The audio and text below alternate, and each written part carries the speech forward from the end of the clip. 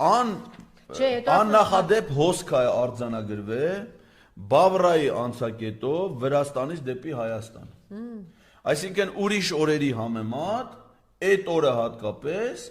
մեծ թվով ջավախքից մարդիկ են եկել Հայաստան։ Իմիջիալը շատ ավտոբուսներ կար, բան կար։ Վրացական համարներով։ Այո, լիքված անում։ Հիմա ինչի սա կարա կապ ունենա, որովհետև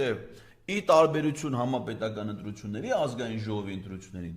տեղական ինքնակառավարման մարմինների ընտրություններին կարա մասնակցեն նաև Հայաստանի Հանրապետության քաղաքացի չհանդիսացող